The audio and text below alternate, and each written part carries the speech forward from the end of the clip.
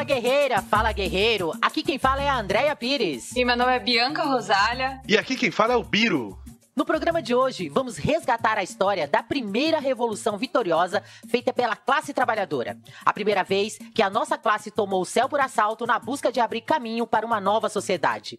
Vamos falar da Revolução Russa de 1917. É isso aí, a história da Revolução Russa é uma grande inspiração pra gente.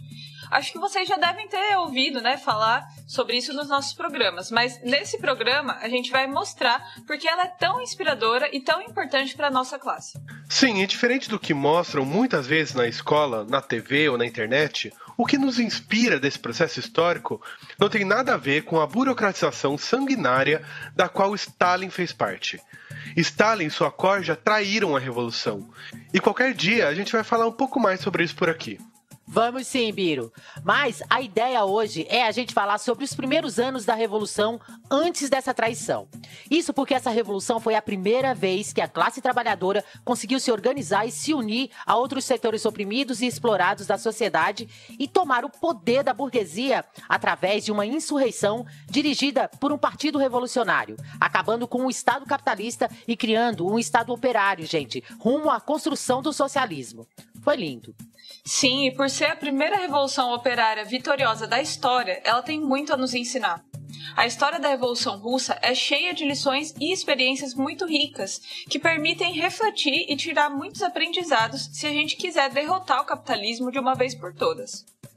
Então, vamos começar o programa? Bora, vamos lá. Então vamos lá.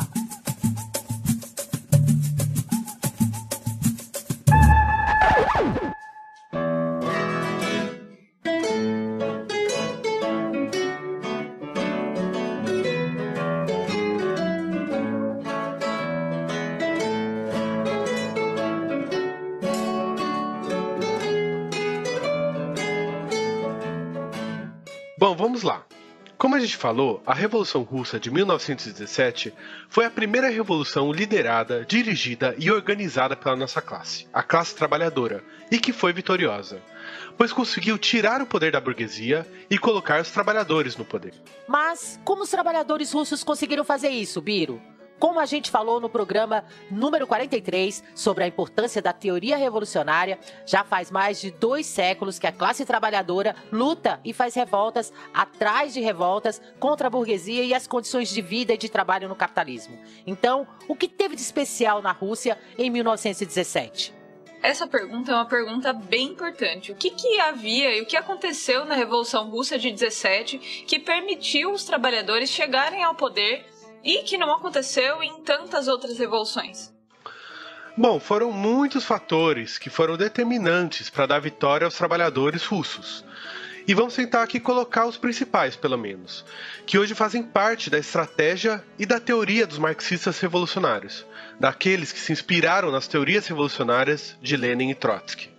Mas antes de entrar nas principais lições, a gente vai contextualizar brevemente o processo revolucionário russo de 1917. Naquela época, a Rússia era um país muito atrasado se comparado aos países europeus como a Inglaterra e a Alemanha.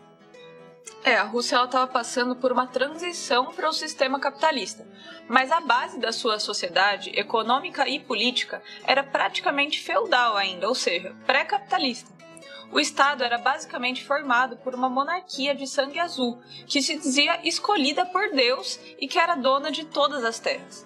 A maior parte da população russa, que é um país gigantesco, eram pequenos camponeses, muito pobres, e a fome era uma realidade constante. Além disso, a Rússia estava em guerra com outros países, disputando novos territórios para serem anexados à Rússia. E a guerra trazia ainda mais fome, mais miséria e mais mortes. Biro, e enquanto isso a monarquia vivia no luxo, com riquezas inimagináveis e era impiedosa e sanguinária contra todos aqueles que a contestavam. A burguesia ainda estava nascendo na Rússia, mas já explorava algumas centenas de milhares de trabalhadores em grandes fábricas nas principais capitais e também queria o seu lugar ao sol no controle da sociedade. Embora a grande maioria da população russa eram camponeses pobres, nos grandes centros urbanos das capitais também nascia, junto com a burguesia, uma concentração de operários muito grande, que também conhecia a fome e a monstruosidade da guerra bem de perto. Bom, então esse é o cenário. Mas as primeiras lições da Revolução Russa começam antes de 1917.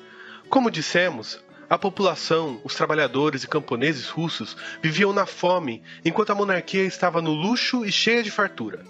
Nessa situação desumana, os trabalhadores começam a fazer greves e manifestações, se unindo com os pobres da cidade e do campo. Até que em 1905, uma grande revolta explode na Rússia, inflamada pela situação de extrema miséria e pobreza da população russa e por causa das atrocidades da guerra contra o Japão, que jogava milhares de jovens soldados para a morte. Sim, as greves e paralisações aumentam gradativamente, paralisando a produção, e a população sai às ruas com muita revolta em uma revolução em curso. As principais reivindicações eram o fim da guerra, liberdade política e liberdade para os presos políticos. Mas essa revolução de 1905 é reprimida brutalmente e derrotada. Mas com essa derrota vem também as primeiras lições. E a primeira delas é justamente a importância de aprender com as derrotas. A Revolução de 1905 tinha sido derrotada, mas foi uma experiência muito importante que deixou lições para uma vanguarda de trabalhadores que vai estar na linha de frente na Revolução de 1917.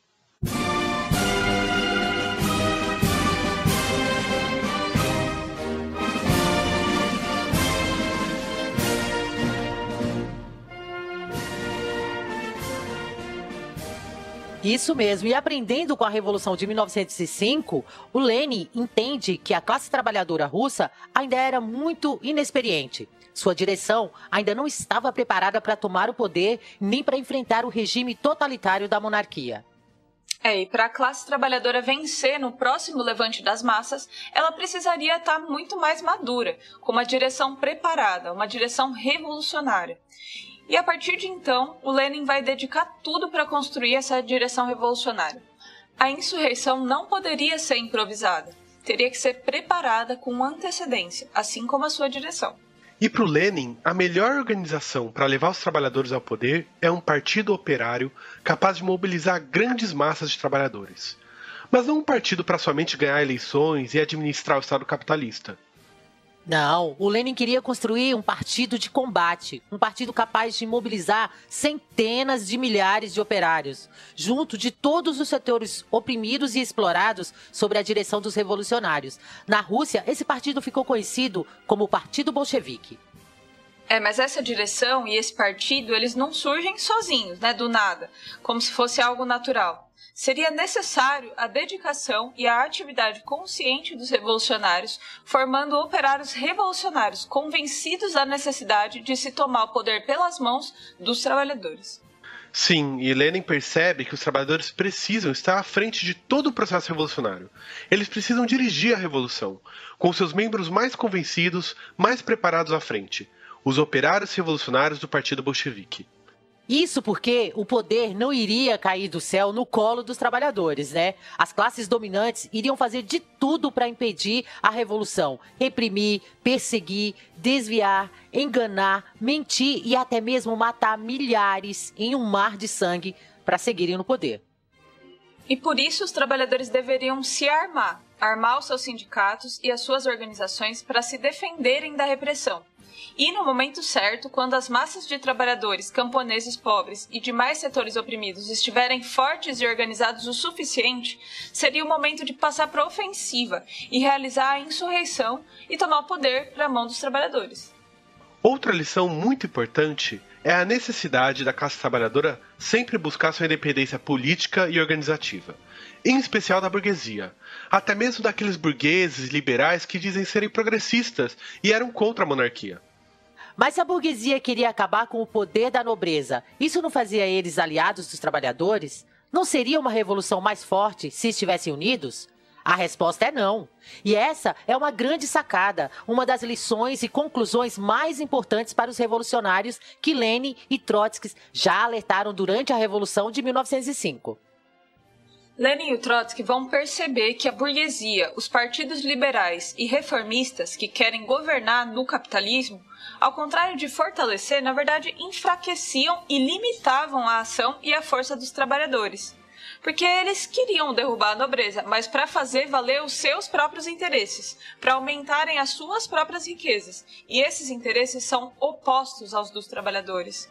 Pois é, Bianca, a burguesia pode até querer tirar a monarquia do poder, mas ela fará isso tudo para esmagar e derrotar os trabalhadores depois. Por isso, deixar que ela suba ao poder é um grave erro. Além disso, os trabalhadores queriam derrubar a nobreza para poder acabar com a fome, acabar com as guerras, acabar com a exploração e com a miséria da população. Mas a burguesia não quer acabar com nada disso. Pelo contrário, a burguesia queria, na verdade, o privilégio da exclusividade na exploração dos trabalhadores. Pois é, então, tirar um monarca totalitário e sanguinário para colocar no lugar uma burguesia que se dizia democrática, mas no fim não iria pôr fim à fome, não iria pôr fim à exploração, à pobreza, à miséria em que estava toda a população russa, né? Por isso, quando a classe trabalhadora se alia com partidos burgueses, aceita o seu programa político ou se dilua em suas organizações, ela fica mais fraca, pois ela perde seu poder de transformar radicalmente a sociedade. Ela perde sua capacidade revolucionária e passa a ser massa de manobra de interesses de outros exploradores. Sem falar que quem tem de fato o poder transformador e revolucionário nas mãos, quem pode derrubar governos, ditaduras e regimes inteiros, quem é responsável pela produção de todas as riquezas do mundo, somos nós, os trabalhadores. E não a burguesia. A burguesia precisa de nós, mas nós não precisamos dela. Isso é fato. Não precisamos mesmo. Quando a gente se alia com setores da burguesia e reformista, abandonando nossas bandeiras para que seja possível essa unificação, a gente está abandonando os objetivos e interesses dos trabalhadores, dos oprimidos, dos explorados. As alianças com a burguesia são uma camisa de força para o movimento independente dos trabalhadores. Exatamente, Bianca. Nós não podemos dar nossas vidas onde no final vamos ser apenas bucha de canhão para os de cima. E esse problema segue sendo muito atual. Até hoje tentam manobrar a classe trabalhadora e os setores oprimidos para defender interesses que não são de fato nossos, para trocar regimes e governos ao invés de derrubar o capitalismo. Por isso, a independência política da classe trabalhadora é tão importante.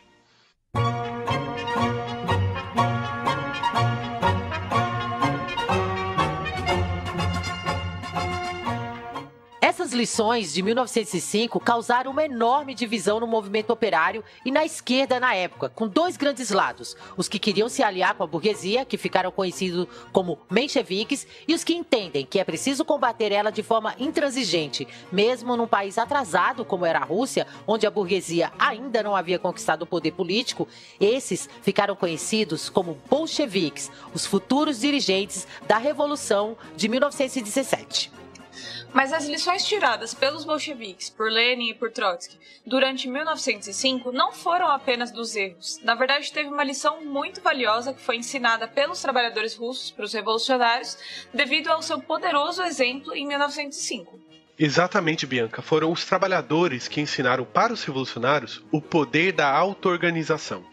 Os trabalhadores russos se organizavam em assembleias e conselhos de fábricas e locais de trabalho no campo e na cidade. E era incrível, Biro. Cada conselho votava representantes que se reuniam e formavam grandes conselhos de bairros, cidades de todo o país. Os representantes desses conselhos eram revogados e substituídos, e a base dos trabalhadores sempre tinha o poder de removê-los e votar outro, que estivesse mais alinhado com os interesses da maioria. É claro. Essa coordenação de conselhos era capaz de mobilizar e organizar centenas de milhares de trabalhadores e, ao mesmo tempo, fazer experiência com várias direções, ideias e estratégias diferentes, até encontrar aquela que era mais capaz de alcançar seus objetivos. Essa forma de organização poderia ser capaz de manter a direção e organização das lutas dos trabalhadores sempre ligadas à base, sempre conectados às massas, de forma que o protagonismo das lutas fossem de toda a nossa classe, assim como as experiências e as lições. Esse conselho da Rússia, gente, era chamado de Soviets. E os trabalhadores ensinaram para os revolucionários essa forma de organização, que ajudava a resolver uma questão muito importante para a estratégia revolucionária de Lenin e de Trotsky. Sim, e a questão era: como conectar os revolucionários com as massas de centenas de milhares de trabalhadores? Como provar a superioridade da estratégia e da dedicação dos revolucionários? Como garantir que a classe trabalhadora tivesse à frente durante toda a revolução? Através dos conselhos de fábrica, através desses soviets. Bianca, e além disso, os soviets possibilitavam sanar um problema que sempre acontece, que deixa todo mundo com o pé atrás. Porque sempre que tem um grande movimento, as classes dominantes tentam cooptar, comprar, manipular e fazer acordo com os líderes, oferecendo de tudo para tentar frear e desarticular os de baixo. Mas com esse tipo de organização, é possível rapidamente tirar esses vendidos e colocar outros no lugar que ainda estão comprometidos com os nossos interesses, garantindo assim que o movimento mantenha sua independência política. Pois é, durante 1905, os soviets eram capazes de controlar toda a economia e os recursos mais estratégicos das cidades. Controlavam as ferrovias, a comunicação, as escolas e universidades. Bom, tá bem, gente, mas a gente falou tanto das lições de 1905, mas a gente tá aqui para falar da Revolução de 1917, certo? Sim, então vamos lá. Tá na hora de ver como essas primeiras lições são colocadas em prática. Durante todos os anos, entre 1905 e 1917, Lenin se dedicou para a construção do Partido Bolchevique e preparou uma direção capaz de levar a classe operária ao poder.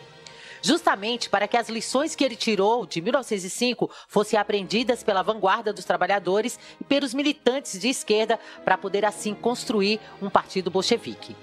Durante todos esses anos, o Partido Bolchevique cresceu e ganhou respeito na vanguarda de operários. Mas ainda assim, ainda eram apenas alguns milhares e ainda não tinha a influência necessária para um partido revolucionário.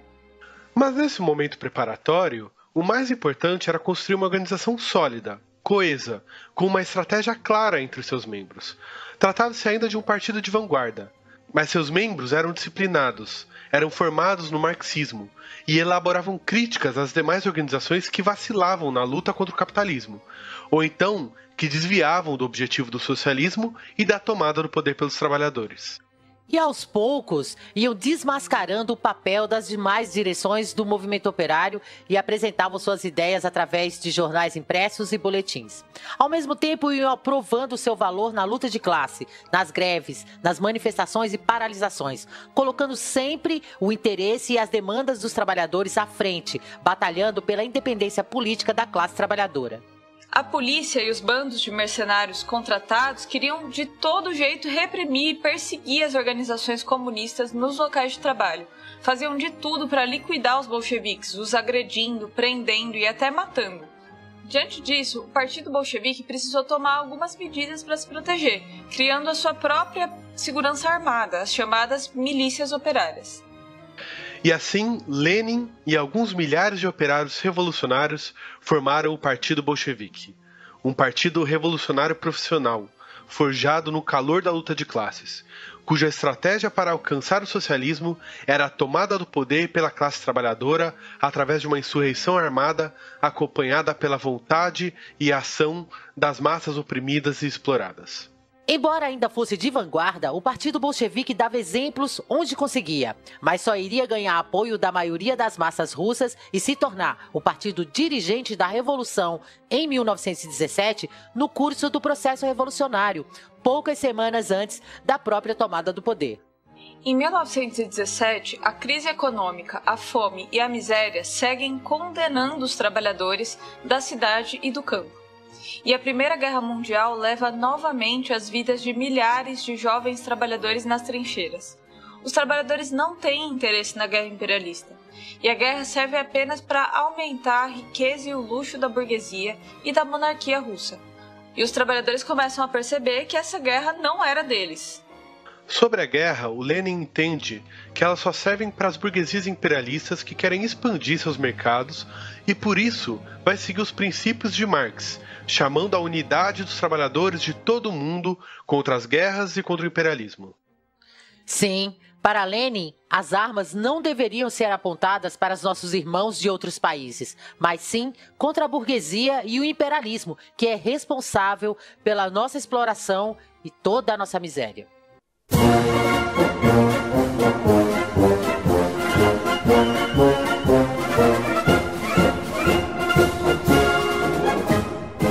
As greves e mobilizações dos trabalhadores voltam a aumentar gradativamente.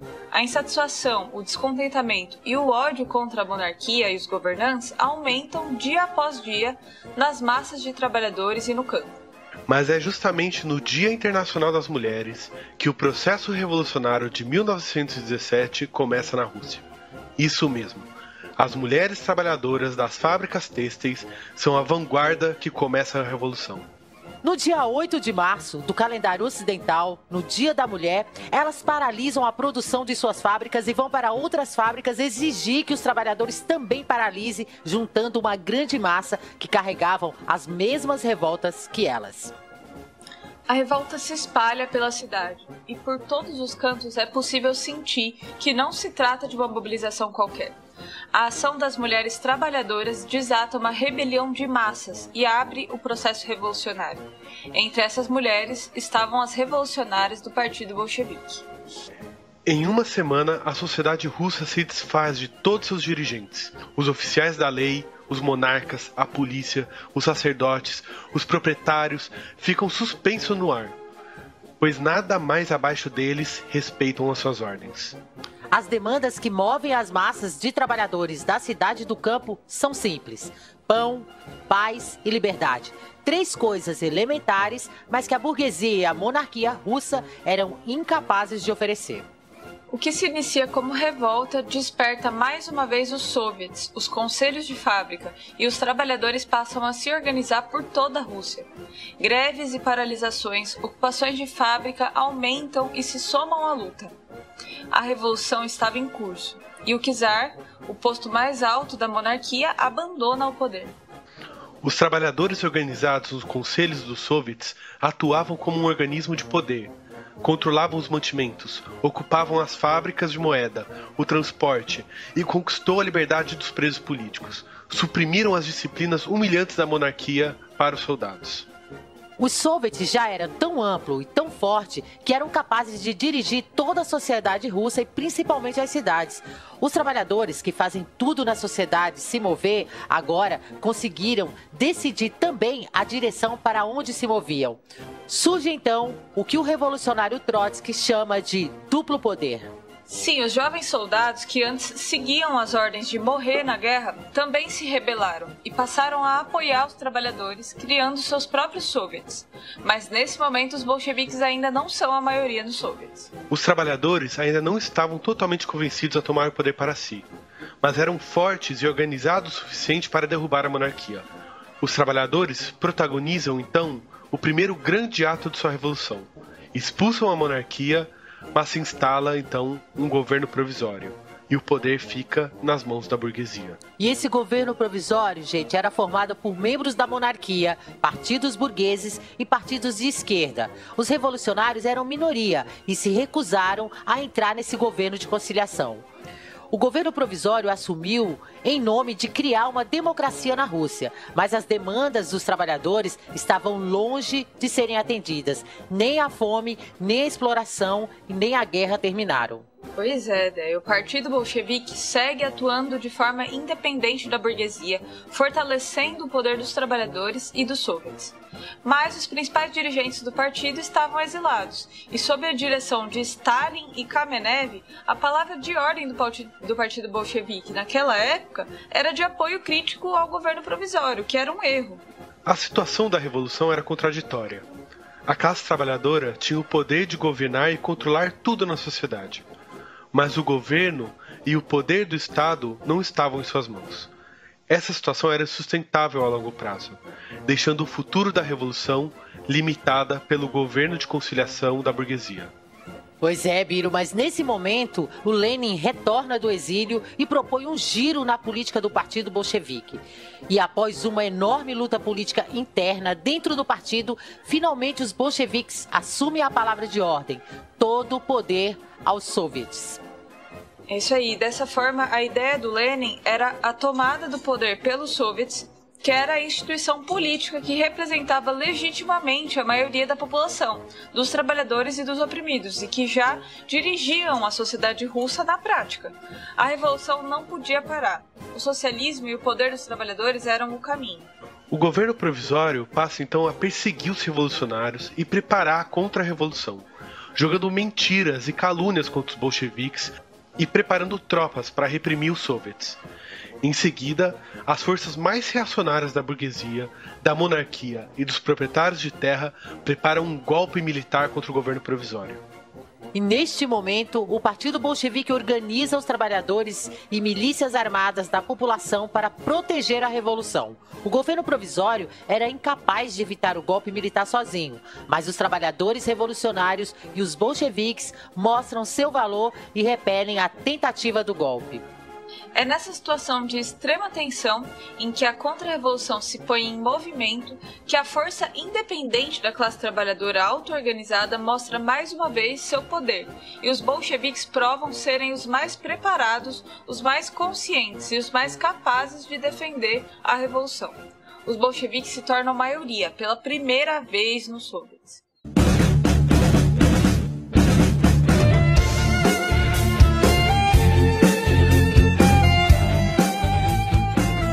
E esse sinal não passa desapercebido por Lenin e Trotsky.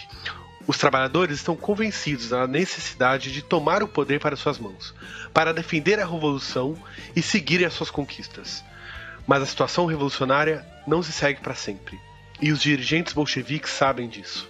E nesse momento o Partido Bolchevique, liderado pelo Lenin e Trotsky, passa a preparar a insurreição contra o governo provisório. Uma grande greve geral é organizada pelos soviets e o Partido Bolchevique prepara a tomada do poder. É o momento da classe trabalhadora passar para a ofensiva de uma vez por todas. Toda a preparação é feita no Conselho Revolucionário dos Soviets, que havia organizado as milícias armadas dos operários. Tudo é preparado para evitar ao máximo as mortes e baixas. Os revolucionários não têm interesse na violência indiscriminada. As armas são utilizadas para preservar as vidas, em uma ação única de demonstração de forças concentrada. Mas isso é possível apenas porque a insurreição já havia sido preparada previamente. A verdadeira força que garante a tomada do poder são os trabalhadores organizados gerindo a sociedade. As comunicações do governo provisório e dos aparatos de repressão são canceladas. As tropas de repressão que estavam sendo mobilizadas são paralisadas nas ferrovias. As tropas de baixo escalão do exército já estavam ao lado dos soviets e são ordenadas para não reprimir. A polícia havia sido desarmada. Show. Demais, né? O governo provisório e a burguesia estão indefesos, incapazes de resistir e impedir a insurreição, pois nenhuma de suas ordens são acatadas. A insurreição armada da classe trabalhadora acontece vitoriosa, com praticamente nenhuma baixa. O governo provisório foge, abandonando o poder. A insurreição organizada pelo Partido Bolchevique e pelo Comitê Revolucionário dos Soviets triunfa, com praticamente nenhuma resistência, sendo necessário apenas alguns tiros disparados para o ar. O poder é entregue aos soviets. Nasce o primeiro Estado operário da história da humanidade. Triunfa a primeira Revolução Socialista. Nossa, mas olha, chega, emociona. As conquistas da Revolução na vida dos trabalhadores, camponeses e setores oprimidos passam a ser sentidas de imediato. As primeiras medidas são a saída imediata da guerra imperialista e a distribuição das terras aos camponeses. A propriedade privada da terra e dos meios de produção é abolida e passam a ser propriedade do povo. Toda a produção passa a ser controlada pelos trabalhadores e a economia é planificada para atender às necessidades da população. Também é proclamada a autodeterminação dos povos oprimidos de toda a Rússia. As mulheres conquistam o direito ao voto e a participação da política e dos cargos públicos. O Estado se torna laico, separado da Igreja, e é garantido às mulheres o direito ao divórcio e ao aborto, garantindo gratuitamente pelo Estado. Também são conquistadas creches populares, lavanderias, restaurantes públicos e as práticas sexuais homossexuais e não heteronormativas são descriminalizadas. não cabendo mais ao Estado interferir nas formas de sexualidade e amor que sejam aceitas entre os envolvidos. Além disso, são implementadas leis de proteção às mulheres grávidas. E a educação privada foi abolida e incorporada à educação pública. As portas das universidades foram abertas e assim foi garantida educação laica, gratuita e universal. A arte e cultura deixaram de ser um privilégio das elites e se uniu ao povo nas ruas, nas praças e nas fábricas. Imagina, gente. Muito da hora. Por fim, a jornada de trabalho de 8 horas foi implementada por todo o país. Essas foram as primeiras e muitas conquistas da Revolução Russa. E a Terceira Internacional Comunista nasce.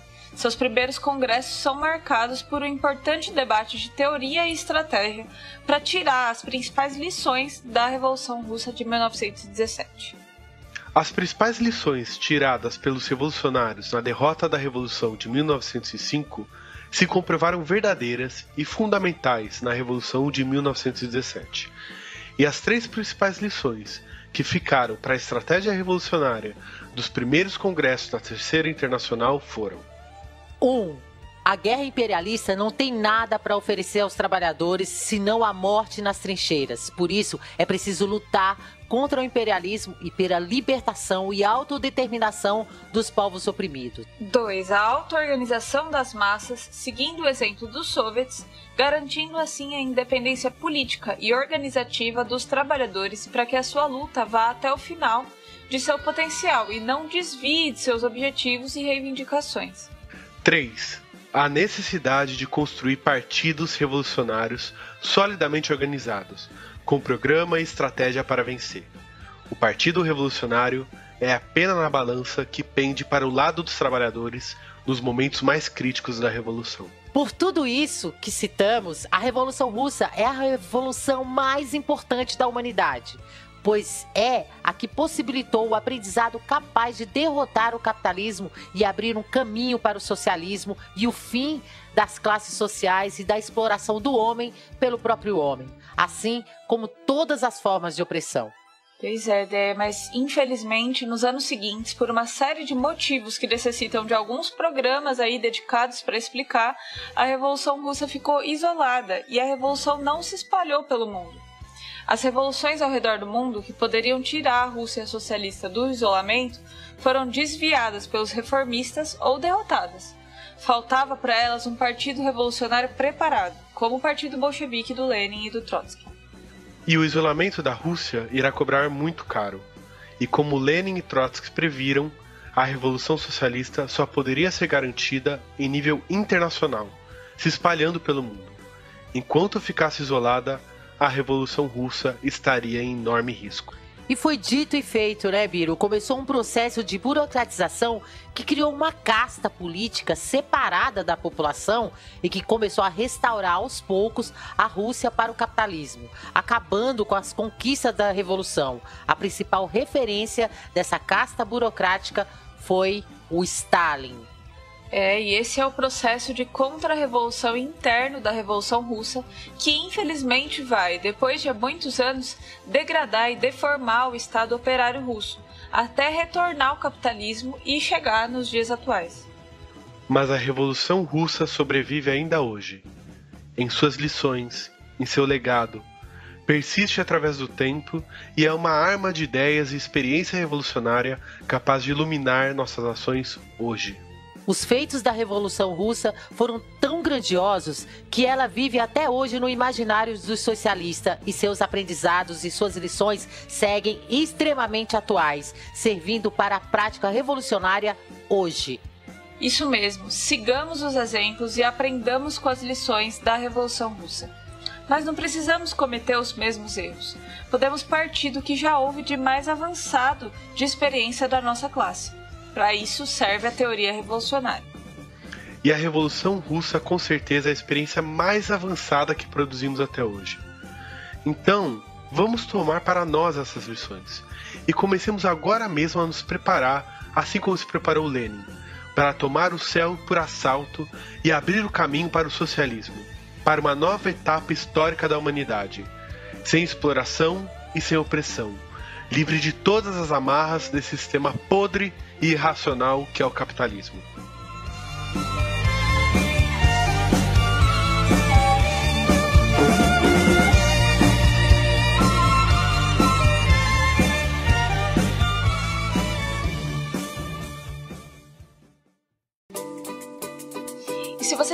conhecer mais sobre a Revolução Russa, a gente recomenda aqui um documentário que é incrível, que está gratuito lá no YouTube, que chama Eles Se Atreveram. Vocês podem encontrar lá no nosso canal Ideias de Esquerda, né, no YouTube. Para quem gosta de ler, a gente recomenda também um livro que chama 10 Dias que Abalaram o Mundo. E, se você quiser se aprofundar ainda mais, o próprio Trotsky escreveu um livro que se chama História da Revolução Russa, que é muito bom também. E esse foi o podcast Peão 4.0, um programa feito por trabalhadores para trabalhadores. Até a próxima, pessoal. Tava com saudade de vocês. É isso aí. Se você gostou e gosta das nossas ideias, entra lá no site esquerdadiario.com.br e ajuda a gente na campanha financeira do Esquerda Diário, que é uma mídia independente que não recebe dinheiro de nenhum patrão, de nenhum governo. A gente só conta com a ajuda dos nossos ouvintes e leitores. E se você gostou desse programa, não deixe de compartilhar com os amigos, com os colegas, com os familiares. E não deixe de seguir a gente nas redes sociais e acessar o site esquerdadiario.com.br. Até a próxima, gente!